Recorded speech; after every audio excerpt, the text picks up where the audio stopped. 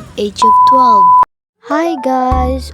Oras na nga ng gabi dyan kaya lumabas muna ako. Pinakita ko sa inyo yung araw. At gutom na nga ako dyan guys kaya kumain na ako.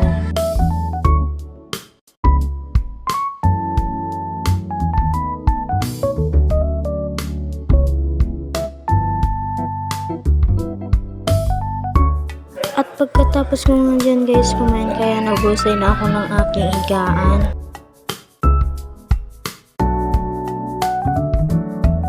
At natulog na nga ako dyan guys. Nagluto na nga pala ako dyan guys kasi may school pa ako. At nakabihis na nga pala ako dyan guys kasi bandang 7 na pala. Parating na nga pala ako dyan guys sa aming classroom. At ang iingay pala namin dyan kaya nagtitrip muna ako.